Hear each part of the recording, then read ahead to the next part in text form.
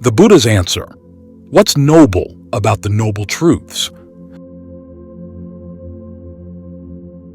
When people ask me this question, they often seem a little embarrassed for fear that it's impolite or too obvious to ask. But it's well worth asking. After all, the end of suffering and the path to its end, the third and fourth noble truths, might be noble. But what's noble about the first and second noble truths, suffering and the craving that causes it? If anything, by attributing all suffering to craving, the truths seem to deny the possibility of noble suffering entirely. And what does it mean for a truth to be noble anyway?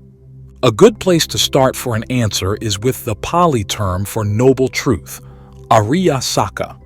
This is a compound of two words, Aria, noble, and Saka, truth. The first word in any Pali compound, because it's stripped of its case ending, can function in many ways. This is one of the reasons that people fluent in the language like to use compounds. Compounds can contain many layers of meaning that reward the person who tries to dig them out. Ancient commentators specialized in the game of digging out these layers, and Ariya-Sacca is one of the compounds in which they like to dig. Among the meanings they found in the word Arya is that the truths are ennobling because they take ordinary people to a noble attainment, a happiness that, because it's unconditioned, is reliable and blameless. The truths are also of the nobles in that noble, i.e., awakened. People have proven to themselves that these truths are true and that they're the most important truths to teach to others. The commentators who dug out these meanings didn't see this sort of analysis as denying the fact that the truths themselves were noble. They simply saw it as adding resonance to their nobility. For instance, even though the truths are true for noble people, they're not true only for noble people. They're classed as right view, part of the path that will take you from your not yet noble condition and lead you to a noble attainment. In other words, they're specifically for people who aren't yet fully awakened. They're part of the raft that takes you across the river. Once you're on the other side, you no longer need the raft. From that point on, the path of those who are fully awakened, like that of birds through space, can't be traced. DHP 92-93. As the Buddha said, what he learned in the course of his awakening was like the leaves in the forest. The four noble truths are like just a handful of leaves, Samyutta Nikaya 56-31. So these truths don't encompass all the views and knowledge of the awakened. They're taught by the awakened because they're part of the path to take unawakened people to awakening as well. And the Buddha didn't save these truths only for those who are on the verge of awakening. Once, when quizzed by a newcomer to the Dhamma named Gandhabhaka, he taught the origination and cessation of suffering by using examples from Gandhabhaka's daily life. Why did he suffer over the death or imprisonment of some people and not of others?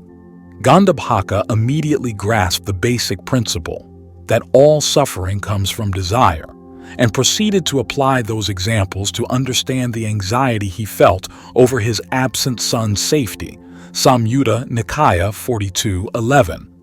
The text doesn't say that Gandhabhaka gained awakening, but he did see, at least to some extent, how the noble truths are true.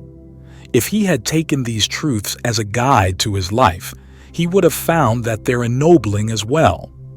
But what makes the truths themselves noble? My dictionary says that among the various meanings of the word noble in common usage are these three: preeminent, highly virtuous, and deserving respect. Noble can also be used in a technical sense, as in the noble elements, meaning something that doesn't change with changing conditions. The noble truths are noble in all four of these senses. The first sense, preeminence, relates to that handful of leaves. Even though the Buddha learned many things in the course of his awakening, he realized that all the lessons with the potential to lead others to awakening were contained in these four truths.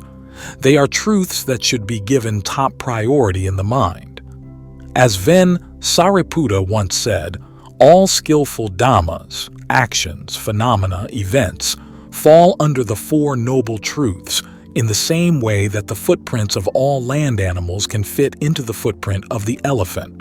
MN 28. These truths not only provide the framework for understanding everything else that is skillful, but also give directions for how to deal skillfully with whatever arises in your experience.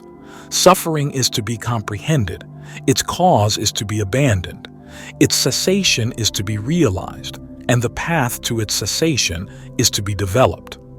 In this way, the Four Noble Truths are the Buddha's most overarching teaching, the teaching that puts every experience in its place and tells you the most skillful way to shape your experiences into a path.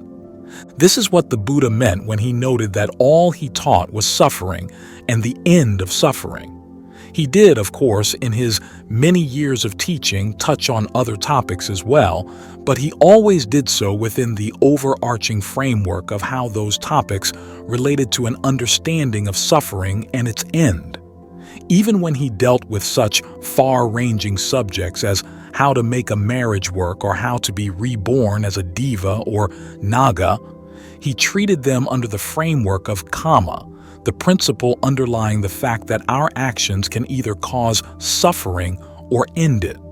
In other words, he was illustrating the principles of right view and at the same time showing both how far those principles can extend and how useful they are to know.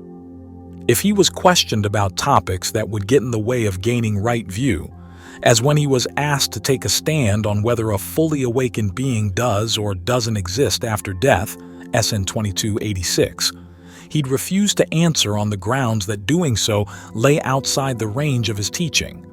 For him, any questions that didn't fall under these truths were a waste of time. The noble truths are also noble in the second sense of the word, highly virtuous. This is because the act of seeing yourself in terms of these truths is a noble act. Take the first two truths as an example. The first truth isn't just suffering. It's the truth that suffering boils down to clinging to the five aggregates: form, feeling, perception, fabrications, and consciousness, around which we define our sense of who we are. To see your sense of self as inherently stressful is to give you some distance from it. Instead of simply following the dictates of what you think you are, you can step back from them and see how harmful they can be. In this way, you begin to comprehend them, and in gaining this objectivity, you're in a better position to act in less selfish ways. The willingness to view your sense of self in line with this truth is a virtuous act in and of itself. The same point holds for the second noble truth. It's not just craving. It's the truth that craving is the cause of suffering. To view your cravings in this way gives you some distance from them and puts you in a position where they're easier to drop when you see the stress and suffering they cause. The noble truths are also noble in the sense that they deserve respect. This, in fact, is one of the meanings of noble that the Buddha himself explicitly used. He didn't reserve the term only for those who have already reached awakening. He also used it to describe the search that takes you there. Any search for a happiness in things subject to aging, illness, or death, he said, is ignoble. The search for a deathless happiness is the only noble search there is. Majjhima Nikaya 26.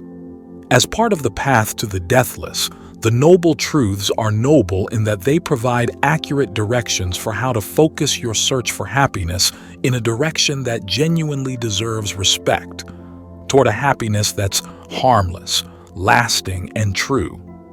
Finally, several passages in the canon describe the Four Noble Truths in ways suggesting that noble here also means universal and unchanging. One passage, Samyutta Nikaya 56:20, describes the truths as real and not otherwise. In other words, they describe the actual way things are and they don't change with changing conditions. Many other passages contrast the truths with a set of teachings that Anguttara Nikaya 1020 describes as idiosyncratic, pacceka, truths, statements that are partially true, or true only for people who have a partial view of reality. Noble truths are totally true, and true for everyone. Truths noble in this sense are like noble elements in chemistry. They don't change in line with their environment. This makes them even more worthy of respect, for they give reliable guidance whoever and wherever you may be. So the noble truths are noble in all four senses of the word. They're the preeminent teaching on skillfulness. The willingness to view yourself in light of them is a virtuous act. They're part of a path that deserves utmost respect, and they don't change with changing circumstances. They're universally true. In my own experience, the people who have been most willing to regard the noble truths as noble in these ways have benefited the most from them, and are by far the happiest, most admirable people I have ever met.